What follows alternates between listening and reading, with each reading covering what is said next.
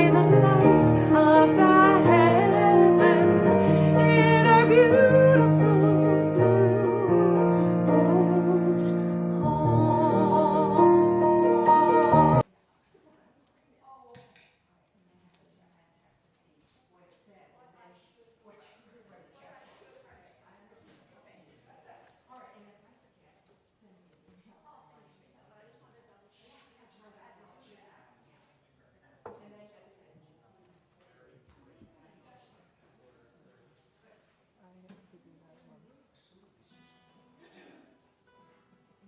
No, I don't have to do that one. So this is the speech, and then I'm doing that one. Okay. So I'm speaking now. Can you hear me? At this level, yeah? Okay, so I don't have to come closer, no. So, okay. Well, we won't say much by side by side. I'm just pushing him around, and but you have to say. I just do as I'm told. Yeah. Okay, Yeah. that sounds Okay. good? Sounds good then. Okay. Excellent.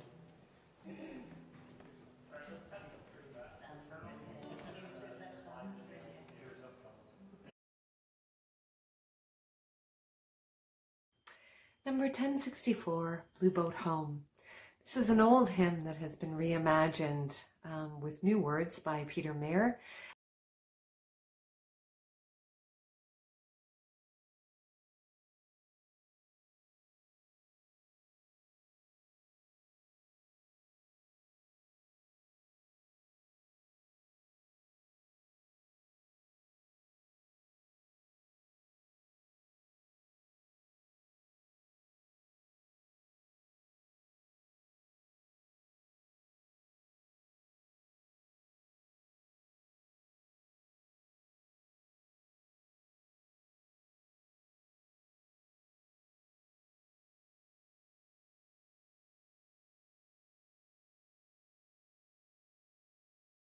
Number 1028.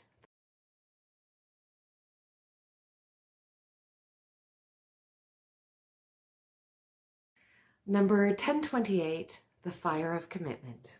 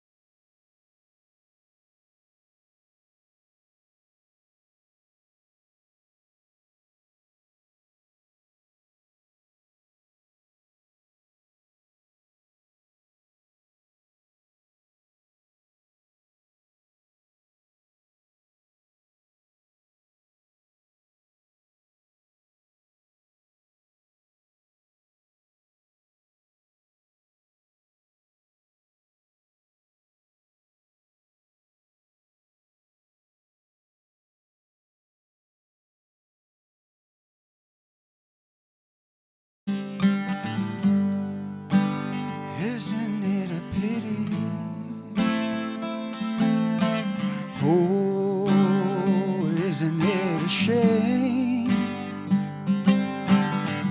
How we break each other's hearts, cause each other pain. How we take each other's love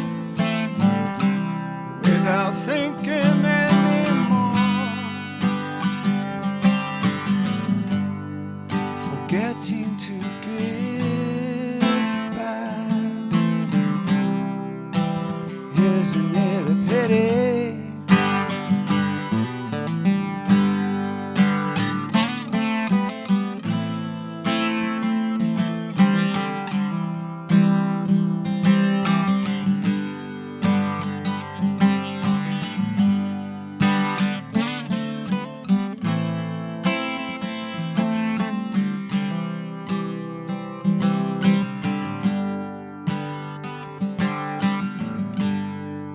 Some things take so long. How do I explain? Not too many people think we're all the same. And because of all those tears, their eyes can't hope to see the beauty that surrounds them. Oh, isn't it a pity?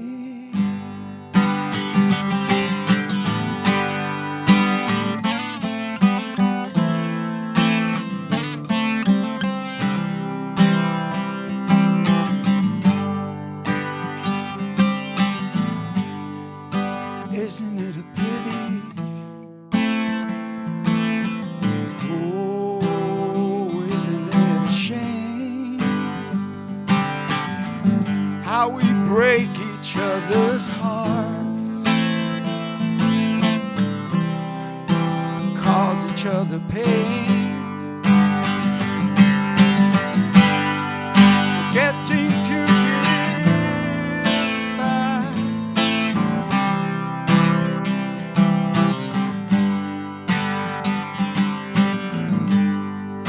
Forgetting to give back. Isn't it a pity?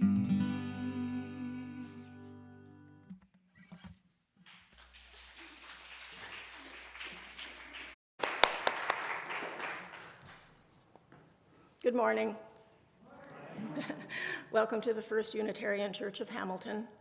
We welcome you here in the sanctuary, as well as those who have opted to join us online this morning. Please ensure that your electronic devices are on vibrate or mute.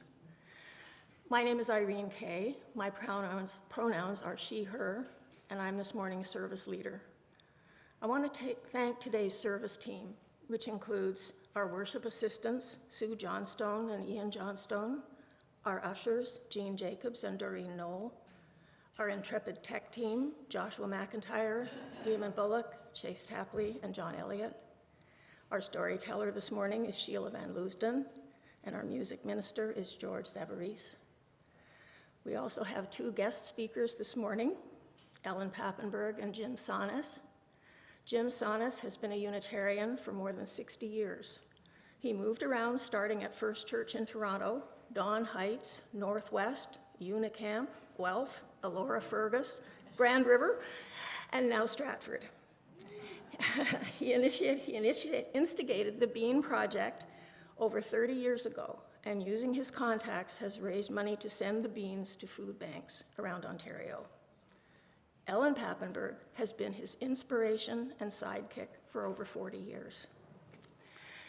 I don't have any regular announcements, but I do have a special announcement from Mary Ellen Scanlon.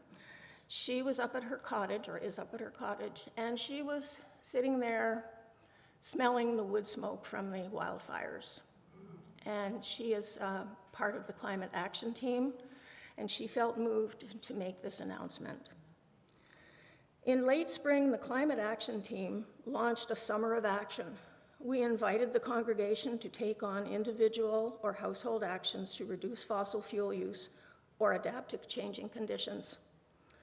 We did not know that the summer would bring the climate emergency right to the door of people across Ontario, across Canada and around the world. Record-setting heat, drought, rampant wildfires, intense smoke, extreme weather, and floods. These events are taking lives and destroying property, as well as natural habitat on land and in the waters. It's tempting to suggest that if the worst has already begun, why bother taking actions? What's the point?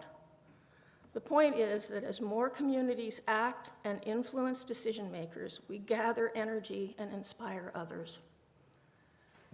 Peter Gabriel wrote, "Don't give up, because you have friends. Don't give up, you're not beaten. Don't give up, I know you can make it good." She finishes by saying, "Don't give up, keep taking action. In the fall, we can all learn from each other and keep on marching forward." Our chalice lighting words this morning are by Eric Williams. It's called There Is a Light. In the beginning, there was light, infinite and expansive, flowing out from an unseen center. Throughout creation, there is light, from the steady sun, the glowing moon, the flashing meteor, the twinkling stars, and the auroras dancing in the northern skies. Within each part of creation, there is light, slowed down and held close by every cell and molecule, by each atom and element. Within you, there is light, the same light as the source, the same radiance that is in all creatures. Please join me in our chalice lighting words. May this light play your light of friendship and love.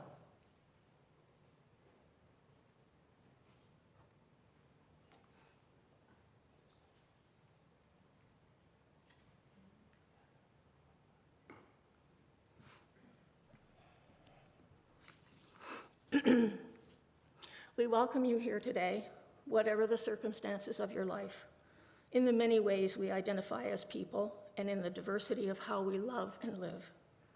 In this house of faith, we are all included as we search for truth, build our community, and strive to make the world a better place for all. We are not the first people on this land, nor will we be the last. We acknowledge our connection to the web of all existence, honoring the past and preparing for the future. The stewardship of the original people who lived here preserved this place for our generation. We seek to be respectful stewards of this place for those who follow. And I'm going to call on Jim to give us our call to worship.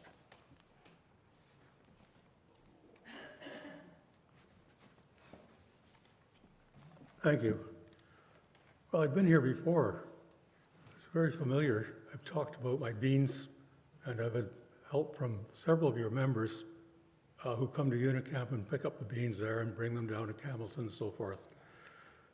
Anyway, the call to worship today is by Reverend Gary Kowalski, and I've known him for about 35 years, I guess, as the president of UFITA. UFITA is the Unitarian Universalist for the Ethical Treatment of Animals. It's now known as UUAM, Unitarian Universalists for Animal Ministry. He's a UU minister in New Mexico and another author of several books about animals and spirituality. Originally, our Bean project was to be a UFITA project, but we needed a church to sponsor it in Canada to give the necessary tax receipts. So all our relations by Reverend Gary Kowalski. Our time is short here on the earth. Around us swirl immensities of time and space, a universe infinite in all our directions. How small our hopes and cares seem amid the panorama of creation. Yet we are not separate from the cosmos, but have evolved and grown out of it. like leaves of a tree or the waves upon a sea, and our thoughts are its thoughts. Our lives, our manifestations are never-ending vitality. Our spirit's a microcosm of beauty and creativity of the whole. Fill us then with the reverence and compassions for all who are our kin, cloud and sun, sibling and cousin, the multitude of beings who shall this improbability and never to be repeated moment, all expressions like ourselves of the mind at large, the spirit at play, the dynamism at work, in whom we live and more, and whom we never know. Thank you, Jim. Thank you. We have a little choreography going on up here. We have recorded hymns this morning, and our first hymn will be hymn 1028, The Fire of Commitment. Number 1028, The Fire of Commitment. From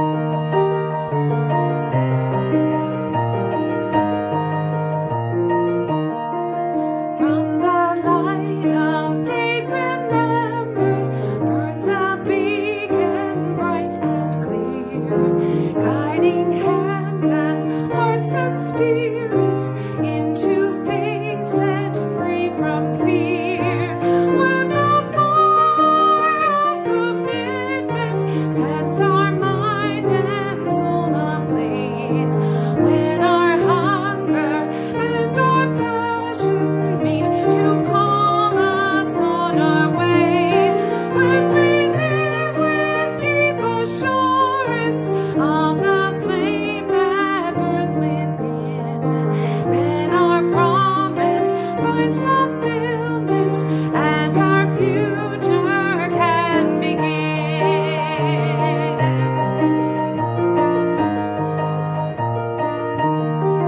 From the stories of our living rings a song both brave and free, calling pilgrims still to witness to the life of liberty.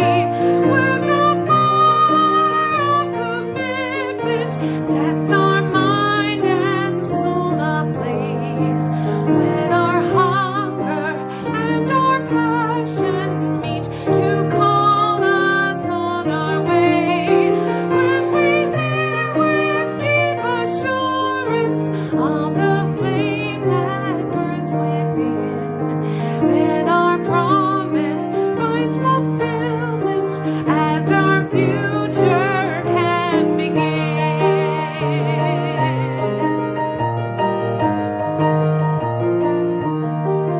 From the dreams of youthful vision comes a new prophetic voice, which demands a deeper justice built by our courageous choice. When the fire of commitment sets our mind and soul ablaze, when our hunger and our passion meet to call us on our way, when we live with deep assurance of the flame that burns within, then our promise finds fulfillment and our future can begin.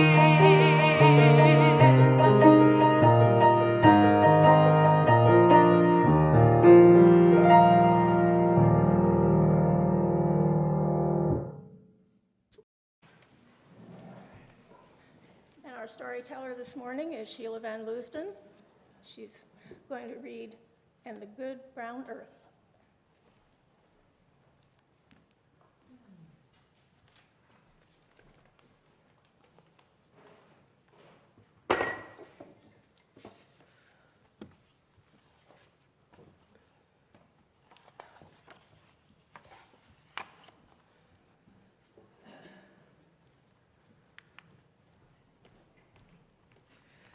When Graham went to the vegetable patch, Joe came too.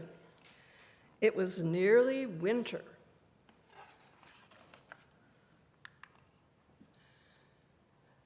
"Now's digging time," said Gram, and she picked up her spade and dug that ground into big old lumps. Joe dug too. He made a hole and a heap and a squashy place for squelching it. And the good brown earth got on with doing what the good brown earth does best.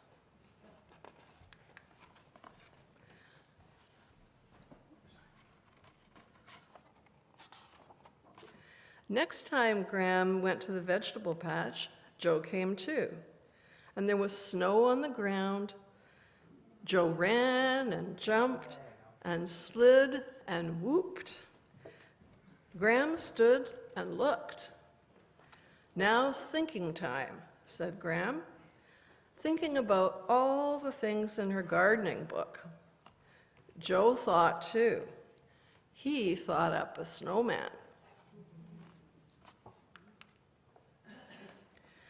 Next time Gram went to the vegetable patch, Joe came too, and there was spring in the air.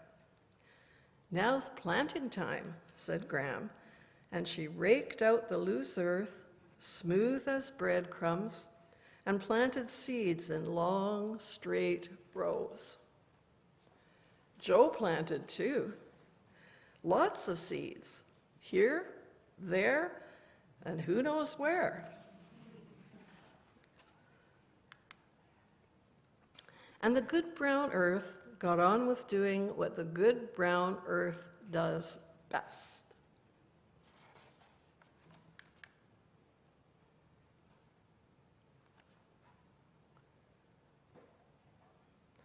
Next time Gram went to the vegetable patch, Joe came too, and the birds were singing, and the trees were flowering, and the rain and the sun were chasing each other across the sky. "Now's watching time," said Gram, keeping an eye on those hungry birds, and she made a scarecrow and stuck it in the ground. Joe watched too. "Gram, Gram," he shouted, "there are green spikes coming up."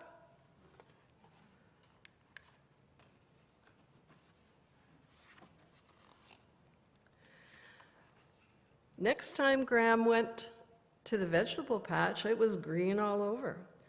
"Now's weeding time," said Gram. And she picked up her long-handled hoe and grubbed up all those weeds between her vegetable rows. Joe pulled up a few weeds too. At least he hoped they were weeds. And he rolled in the long grass and sang.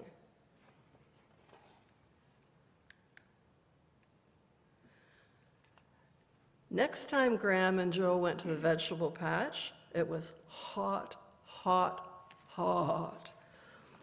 The plants were drooping and the earth was dry. "Uh-oh," said Gram, "now's watering time." And she hooked up the hose and the old tap and ran it on the plants sweet as rain. Joe watered too, mainly himself, and he gave Gram the second ripe strawberry.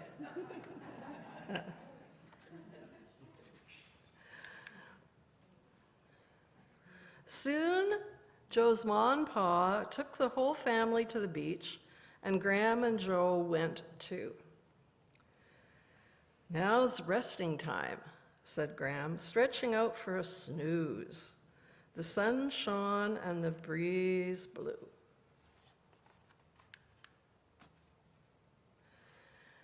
And the good brown earth got on with doing what the good brown earth does best, day after golden day, until the next time Gram went to the vegetable patch and Joe came too, of course. What did they find? Oh wow, oh wow, oh wow! There were Graham's plants standing tall and ripe and lush.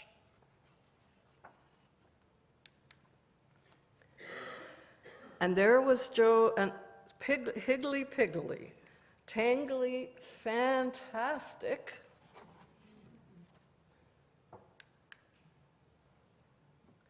Joe jumped up and down and hugged and hugged and hugged his own Graham tight. But what? But how? But who? Asked Joe. Graham hugged him back. You'd have to ask the good brown earth, she said. Then she took her long pronged fork and opened up the ground, and there were pale brown potatoes like buried treasure, and carrots and parsnips and beets.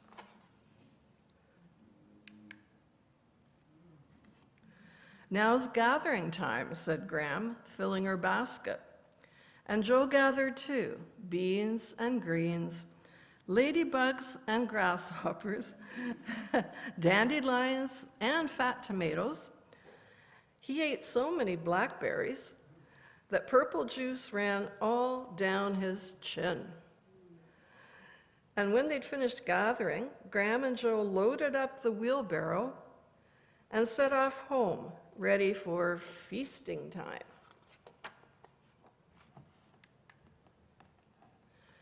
And the good brown earth got on with doing what the good brown earth does best.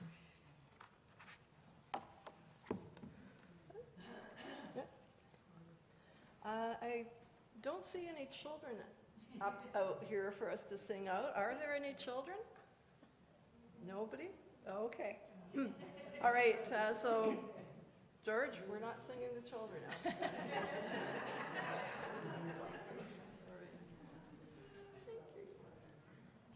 Thank you, Sheila.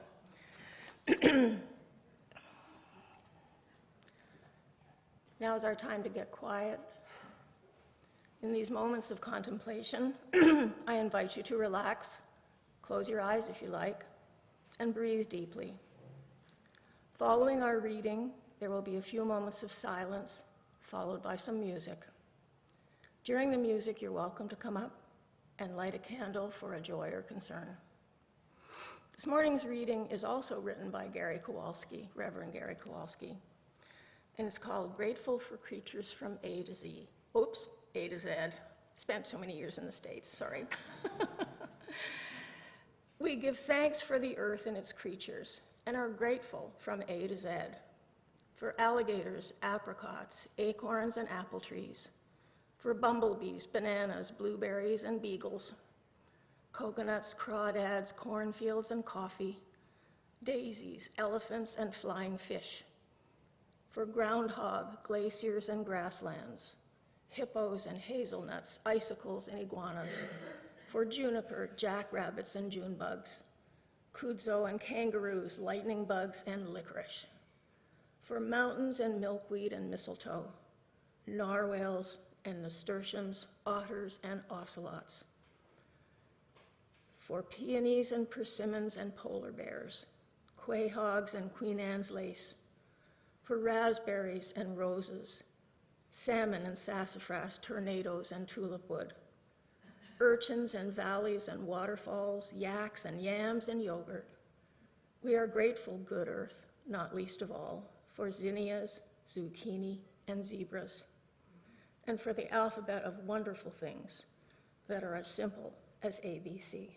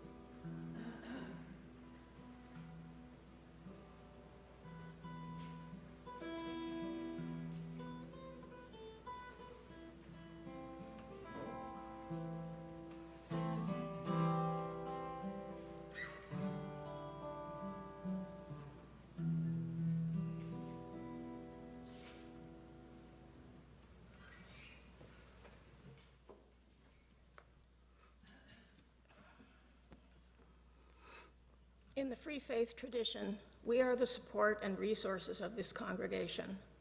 Our gifts and donations sustain the many ministries of this church, a community that we have chosen to join and support. We will now receive our offering while we listen to our music minister. Sorry, George.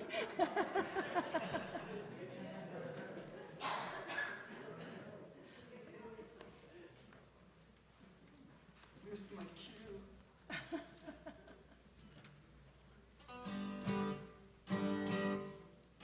Was there sound on that last song? Yeah? Okay. All right. I can't really hear myself in the monitor, though.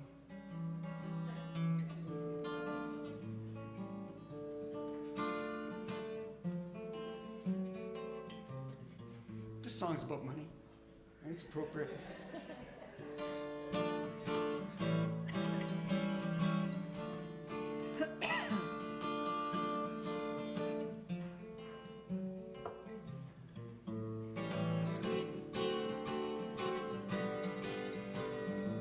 Once I lived my life like a millionaire, spent my money without a care, showed my friends a mighty fine time, bought bootleg liquor, champagne and wine. Then I began to fall so low, lost all my friends, had no place to go. If I had $1 again, I'd hold on to it till that old eagle grins. Oh, nobody knows you when you're down and out.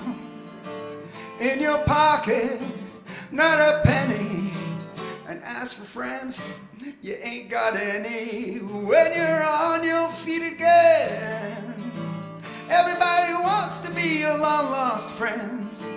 Isn't it strange? Without a doubt, nobody knows you when you're down and out.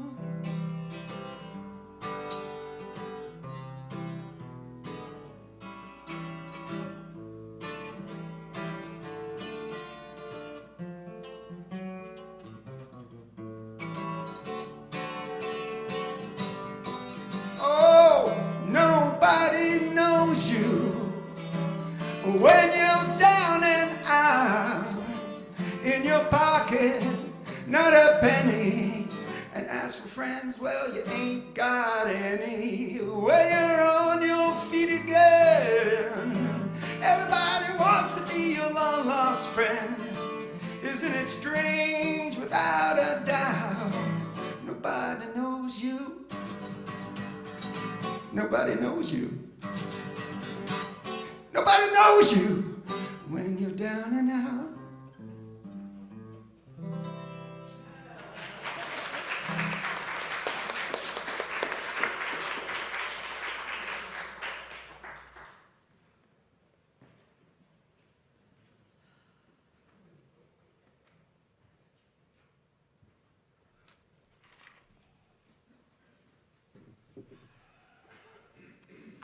Your gifts in support of our ministries to one another and to the community are very appreciated. Thank you. And now we'll have a speech by Ellen and Jim.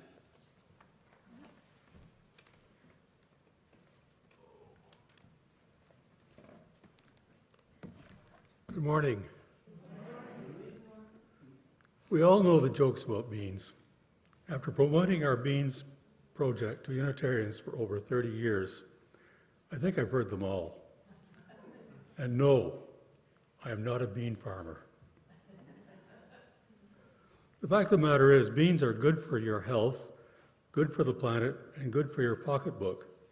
$1 donated to the project will buy a kilo of beans, which is about that much. It's actually more than that, but this is the amount that I recommend that anybody should cook at a time, because it's good for a week, and you can get a lot of meals out of it.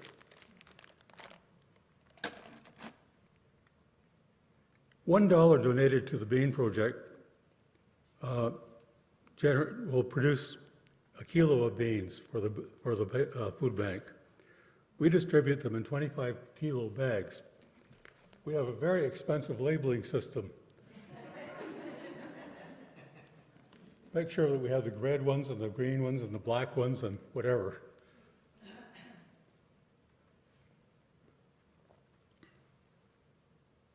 Note, if you buy these beans in the supermarket, they cost about $2.50 a pound in a little bag. But if you buy them, or if you put them in cans, it's even more expensive. And then they got to open the cans one by one if they're in a soup kitchen. And you can imagine how much work it is opening up 25 cans of beans to make a pot of soup.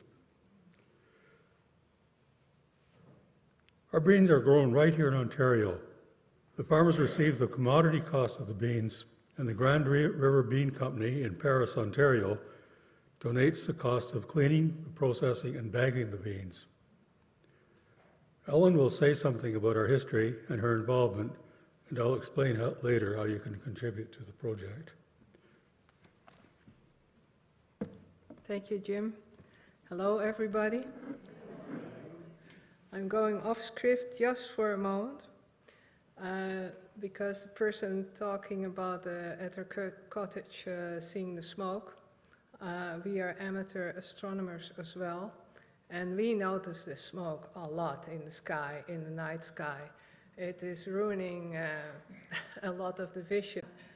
Nowadays you can even smell it too, because it is, and it comes from so far too. It's incredible. So we've seen it for years already, and very concerning. I am from Amsterdam originally. I'm here for 40 years, and we got to know each other with the solar eclipse that Jim organized for 100 people to go to in several places. He wanted me to come to Siberia, but he was a book publisher for astronomy and other books, Canadian books. And anyway, that's how we got to know each other. And I went to Indonesia as a tour leader of a group of 25. We had four groups in the 100. And we saw the solar eclipse. It was fantastic. So that is how we got to know each other. We fell in love, and the rest is history, to make a very long story very short. But that is why I'm here. I never thought I would leave my country, and now I'm a Canadian as well. So Jim got me really involved with Unitarians and social action. And in the late 80s, the local churches in Toronto were looking for a donation to supply the food banks with turkeys for Christmas. Most members of the Social Action Committee of the Northwest Unitarian Fellowship we were members of were vegetarian. So instead of supplying turkeys, it was decided to offer beans as a low-cost, much overlooked and underrated, excellent source of protein. The colored bean growers of Ontario, and believe it or not, there was also a white bean growers association, agreed, it's now one organization, by the way, agreed to match our donation and gave us the address of Grand River Beans in Paris, Ontario. We went there thinking we would get 200 pounds of beans for our $100. And we ended up with 400 pounds. Well, that was quite a load at the time. And our little Volkswagen Beetle. Yeah, that too. But that was only the beginning. Our congregation came together and we made up festive bags of beans, because this was for Christmas and for families, with recipes and spices for bean chili, and donated these to our food bank. You know, Little Ration took part in doing this. It was such a big project. Anyway, the food bank thanked us and said in future they would prefer to bag the beans themselves for distribution. So we said, okay, that's fine, because that was a big relief for our committee and the church. So it was quite a job to lugging the beans around and bagging them up and taking them to the food bank, so we were glad about that. But we have since been fundraising for Ontario-grown non-GMO genetically modified, no genetically modified beans, to be delivered to the local food banks for over 35 years now. And at some point, due to Jim's effort and persistence, beans surpassed the peanut butter as the most requested commodity in the Toronto Daily Bread Food Bank. And for this feat, Jim was interviewed on CBC Radio by Andy Barry, if you still remember him, about 25 years ago. So that was kind of fun. And the next few years, the project expanded to other Unitarian churches in Southern Ontario, including Hamilton, and you said, we don't want those beans anymore, we just will pay. And so they paid by the church, and soon after, everybody requested we take them to the food bank directly. So that's what we did. Meanwhile, we moved to Drayton. Never heard of this, probably. It's in the middle of, you do? Okay, good. In the middle of nowhere, and the Drayton Festival Theatre started there, and they have now 7 theaters all over the place. Very popular. And we lived there for 23 years. The Elora Fergus UU Church took the Bean Project under their wings with us as the organizers.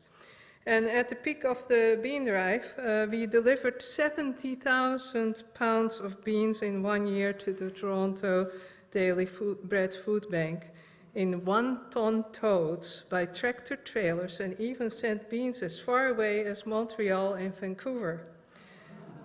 We had trucking companies donate the transportation, a whole other project. Then, consequently, it was a sad thing, but Jim personally was damaged by the beans. They attacked him. No, not quite. In 2005, he got a hernia, lifting the 100 at the time, 100-pound bags, and in a delivery to Toronto, he lost a load of the bags and had to reload them. So that was quite shocking, and I wasn't with him at the time. That slowed down our project, and we basically did not send out as many large shipments as before, but we did continue. The pandemic, of course, slowed our fundraising, and we just kept collecting money into the Bean account, and we basically did not send out as many large shipments as before.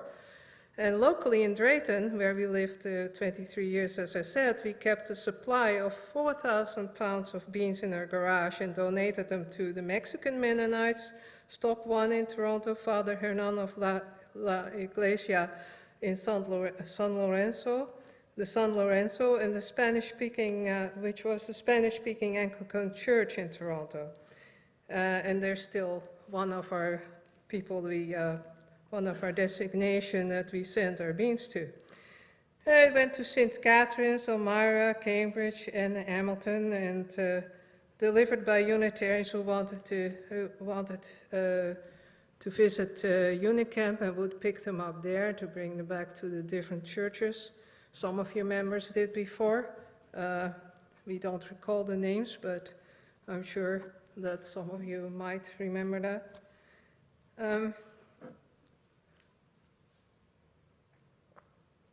Meanwhile, the Toronto Food Bank made their own arrangements with the bean growers, and so we could slow down our fundraising a bit. They did their own fundraising, and they made their own arrangements and transportation, so we didn't have to worry about that anymore, because it was quite a big load and to fundraise for. Interestingly, many food banks had originally no clue what to do with the beans. Dry beans, you know, what do you do with them?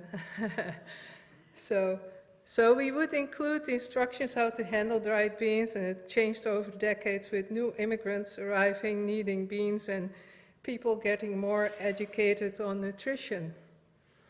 Since Jim and I moved to Kitchener 8 years ago, we have delivered more than over 30,000 pounds of dry beans to food banks in southern Ontario. They redistributed these to now 50-pound bags to local organizations, including, again, Toronto, Cambridge, Hamilton, Stratford, Elmira, St. Catharines, and Fergus. And meanwhile, we started the congregation in Stratford, and they are pretty autonomous now, having one service in a month. And they have taken us under their wing. So we created the Demand in Waterloo region by talking with prominent institutional recipients. We don't have a car anymore. We did away with it for environmental reason and cost. And the food bank agreed to provide a truck and driver to pick up the beans for us in Paris and store them locally for delivery to other food banks. Now, there are 3 reasons to replace animal protein with vegetable protein: compassion, health, and the planet, the environment, right? So the greenhouse gas generated by factory farming represents over 50% of the problem of climate change. The transportation industry represents less than 20%, you know, all the transportation, cars, planes, everything. And just even cutting down on consumption of animal protein has a huge impact. Not to mention that 80% of agricultural land is being used for animal feed. So we could take part of that land and plant forests in a responsible way so we don't have a risk of widespreading forest fires, and restore the wildlife. This would offset carbon emissions as well, because trees will absorb carbon. So it's a win-win situation. We have a handout, and you can find out how to help. The donations will be gratefully accepted with Stratford Unitarian Church Bean Project, and tax receipts for over $10 donations will be issued. And since the pandemic, our fundraising has now really restarted, and we delivered 2,000 pounds of black beans and 2,000 pounds of dark red kidney beans to the Cambridge Food Bank in March. We purchased these beans at cost from the farmers in Grand River Bean Company in Paris, Ontario. They have a huge warehouse with big silos where they have the beans and they dry them, clean them, and bag them at no cost to the food bank. And a donation of $25 sends 25-kilogram bag, you know, like the one here. Fortunately, there's nothing in there, so I'm very strong, you see. Anyway, so that's what you get, and then you can go to wherever your favorite food bank, and you can give directions too if you want to say, oh, I would like to go there or there. And now I give it back to Jim.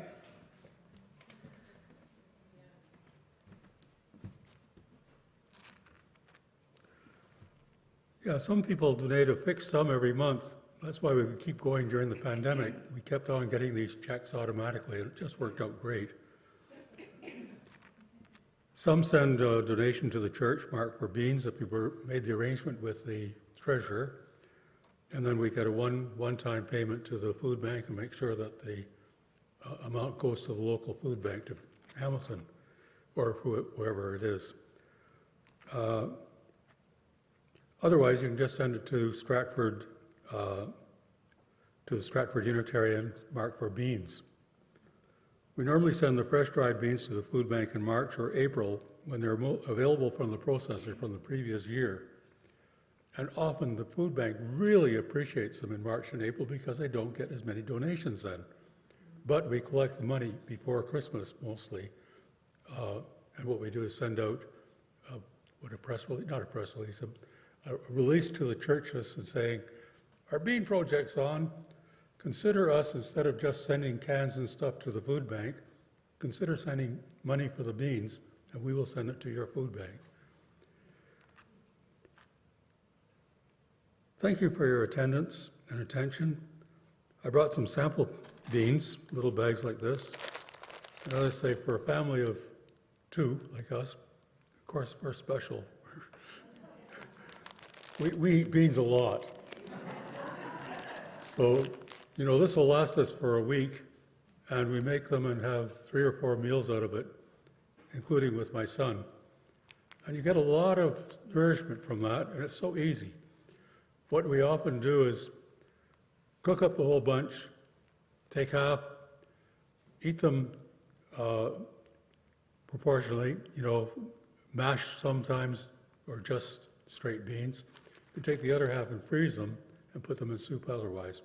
Anyway, it's just a way of doing it. I brought some of these packages of beans. If you're interested in grabbing some, they're on the front there.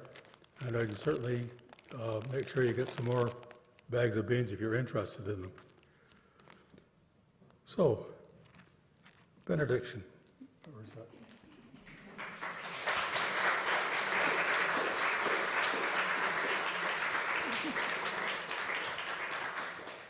Thank you. I speak for all of us when I say thank you very much. Very entertaining talk and very useful. We'll sing our last hymn. That's going to be number 1064, Blue Boat Home. Number 1064, Blue Boat Home. This is an old hymn that has been reimagined with new words by Peter Mayer and the piano accompaniment by UU Minister of Music, Jason Shelton.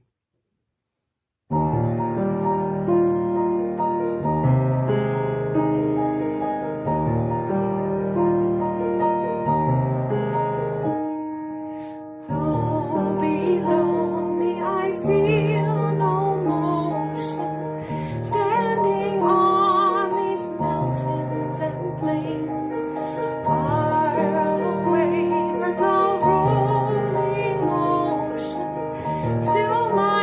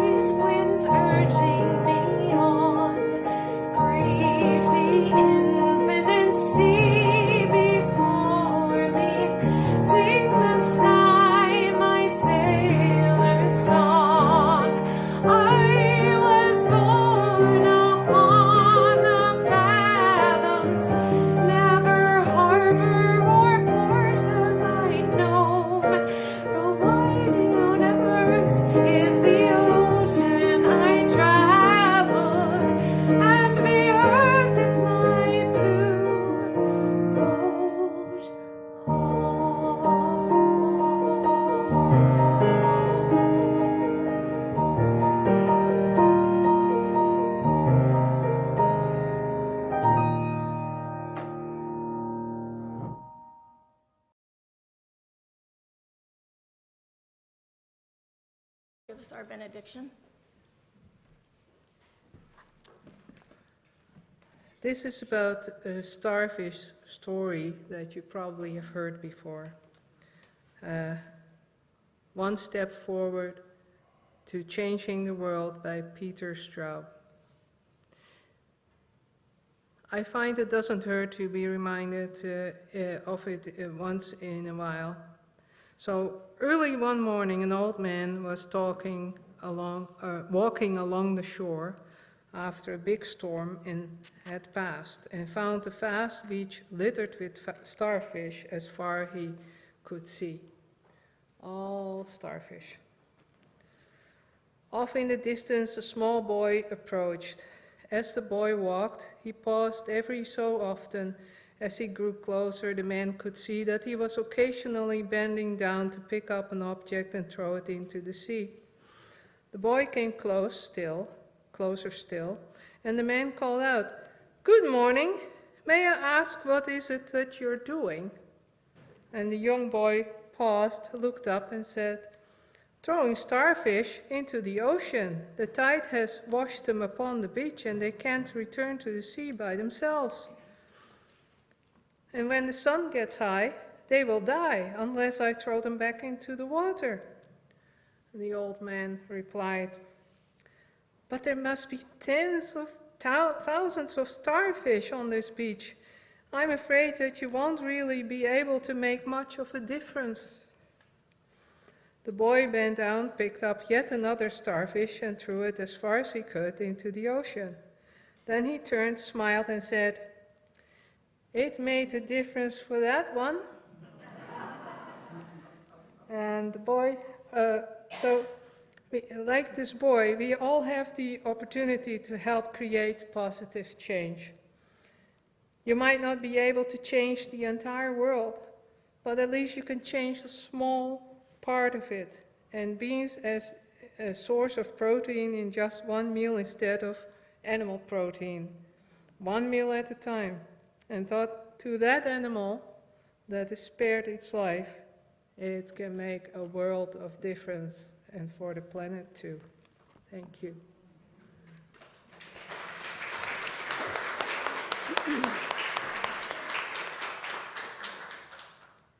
We extinguish this chalice, but not the flame that burns in our heart until we meet again.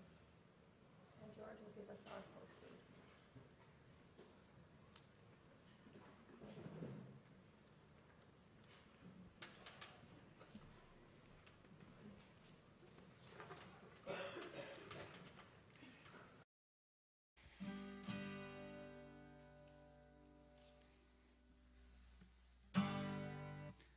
Have something in my monitor?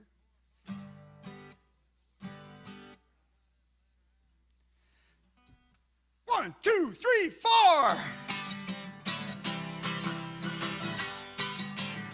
Hey, hey, hey, hey!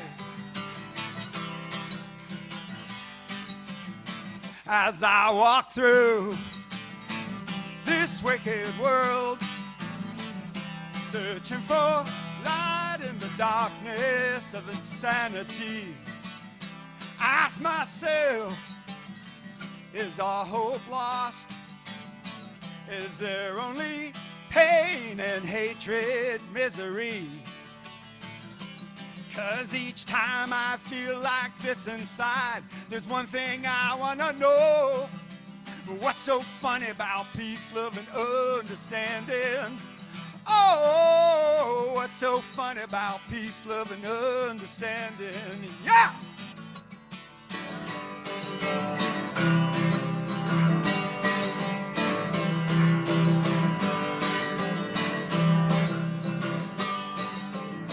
As I walked on through troubled times, my spirit gets so downhearted sometimes.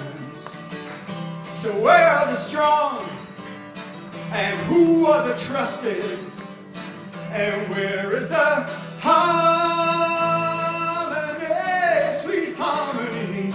'Cause each time I feel it slipping away, just makes me wanna cry. What's so funny about peace, love, and understanding? Oh, what's so funny about peace, love, and understanding? Yeah!